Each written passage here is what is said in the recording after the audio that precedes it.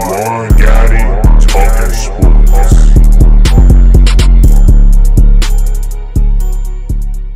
YouTube, what's going on? It's One Gotti here. We another Washington Commanders video, and in today's video, I'm coming on here with the video where we're going to be talking about the Indianapolis Colts benching Matt Ryan and starting their backup quarterback Sam Ehlinger. So without further ado, let's get straight into today's video. Before we do, make sure you go down below, leave a like on this video, subscribe if you're new, and turn on post notifications so you get notified when new content is posted to the channel like this one. We're on the road to 5,000 subscribers, so hit that subscribe button again if you haven't already. Thank you so much. Let's get straight into today's video. So yesterday, the Indianapolis Colts made an interesting decision.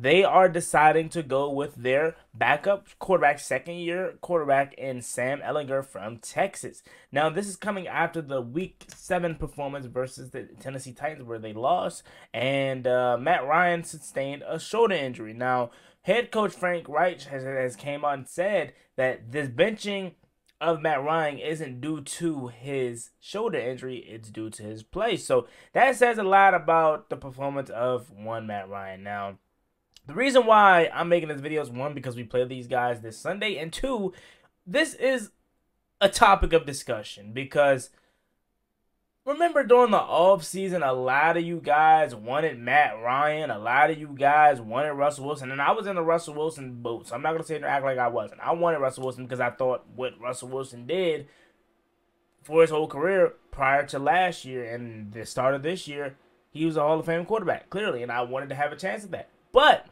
Russell Wilson isn't Russell Wilson anymore, and that's clear, but he's dealing with an injury too. Matt Ryan does not look good in Indianapolis. You know what I'm saying? And now you can say, you make the case, say, Indianapolis doesn't have nearly as many weapons as us, so you never know what he could do if he was in Washington. That you can have that stance, but at the same time, he's out there not looking good himself. You know what I'm saying? And I'm just bringing that up because a lot of you guys wanted these quarterbacks like a Jameis Winston. I mean, a lot of people were telling me they wanted Jameis Winston. Look where he's at. Like, this whole free agent / trading for quarterback scenario from last year is not playing well. And that's even with Carson Wentz. Carson Wentz may be the best one out of all these guys that have played this year. And Carson Wentz is not dealing with the injury, and he hasn't been that good. But he may be the best one out of all the crop of guys that we wanted to get. Okay, so look what we would probably have been with Matt Ryan. We'd probably be in the same situation or something worse because Matt Ryan literally has no mobility. At least Carson Wentz possesses some type of mobility at some point, you know. So we probably would be in a worse state if we had Matt Ryan. Now, with the benching of Matt Ryan and the starting of quarterback Sam Ehlinger, what does this mean for the Washington Commanders? In my humble opinion, I'm not trying to get high on this game because you guys know anytime I get high on this game, on this team, they let me down. So I'm going to keep a level head. But all jokes aside, Washington has a pretty good chance of winning this game. I don't want to say we should win this game. I don't want to say we will win this game yet because you never know. Sam Ehlinger could be the next coming of a backup quarterback that may be a future. Like, even though Bailey Zappi had a bad game yesterday, he could probably be that. He could probably provide a spark for the Colts. You never know. He's looking at him, he looks like Taylor Heineke, doesn't he?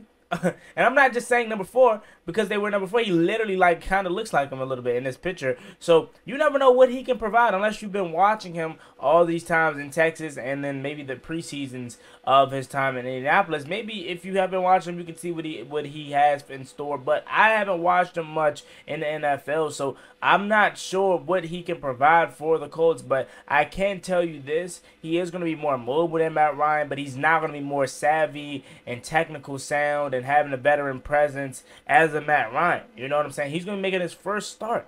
Okay, so we got to make sure he feels it. We got to make sure he's nervous. We got to make sure he doesn't get comfortable. You know what I'm saying? If we get Chase Young back, that would be amazing. But even if we don't have Chase Young back, we got to get pressure on this young guy. We got to make him beat us. If Sam Ehlinger goes out there this Sunday and he beats us with his arm and with his legs, tip your cap. But make the young fella beat us. Don't make it easy where he can hand it off to Jonathan Taylor, Nakeem Hines. Don't make it easy for him. Make him be the one to beat you. But I definitely think with the benching of Matt Ryan, maybe his career is over. Maybe he retires after this year. Who knows? But Sam Ehlinger is going to be their starter. And it should be a fun game to watch.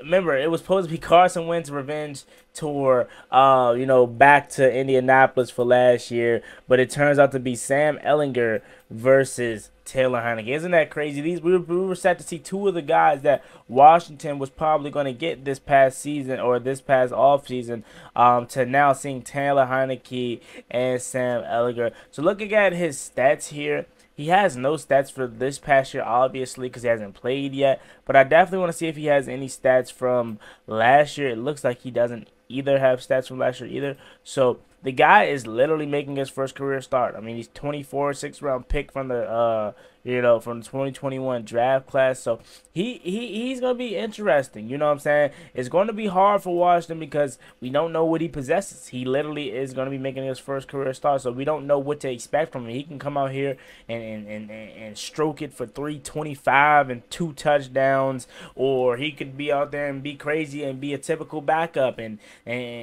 3 picks and 100 yards and 15 for 38. You know what I'm saying? I don't even know if they're going to throw it that much with him, but 15 for, let's say, 27, 100 yards, and 1 touchdown and 3 picks. You never know what to expect from these guys. It's tricky because they have no tape on them.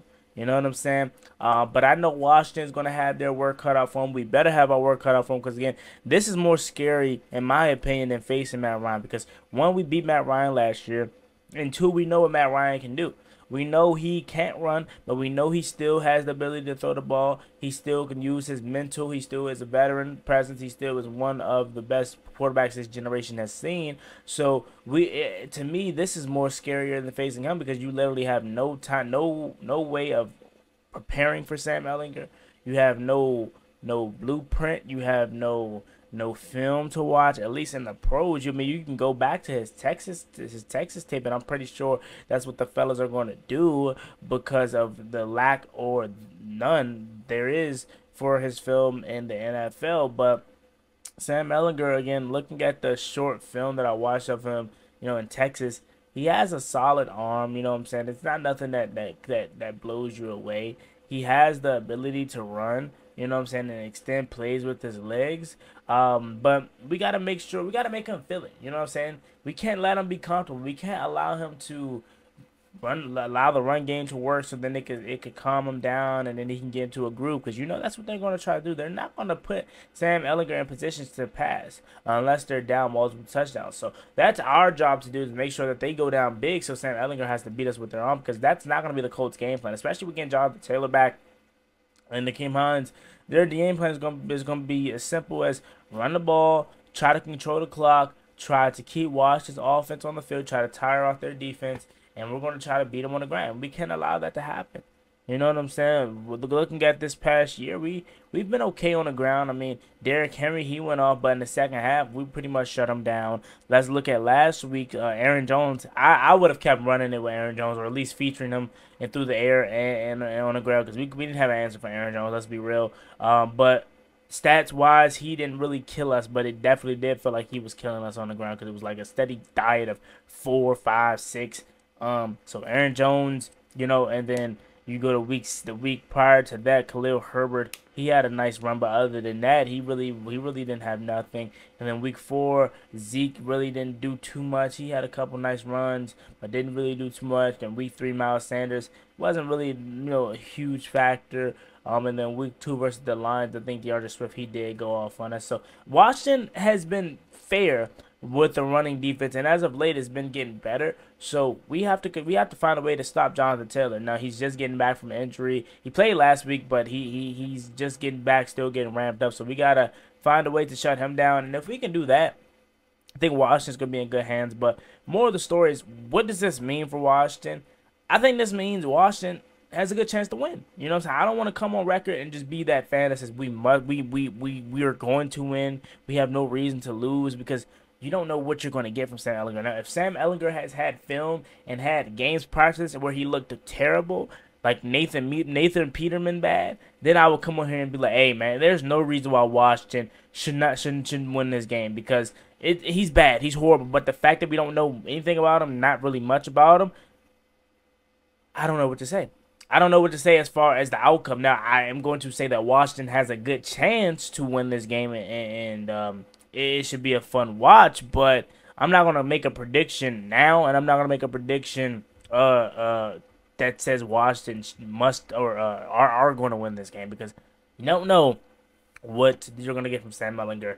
But if you are a college football watcher, I'm not much of a college football watcher. I do support the Terps. You know what I'm saying? I watched a little bit of their games, but I'm not much of a huge college football watcher. I watch the college football playoffs. That's about it, besides the Terps. So let me know what you guys think about Sam Ellinger. If you watched him at Texas, if you know a little bit about him from college, what does he possesses? What is the biggest threat that he upholds? What are some things that we can take advantage of? Put your boy on game. Drop it down below in the comment section to get us hip about Sam Ellinger. If you watch college football, if you happen to be a Texas fan, let me know down below in the comment section. As always, it's me and boy Juan Gotti. Like, comment, subscribe. Help us to watch the Commanders. We're on the road to 5,000 subscribers. To that subscribe button again if you haven't already. I'm out. Peace. Cross me one time, that's gonna get you popped.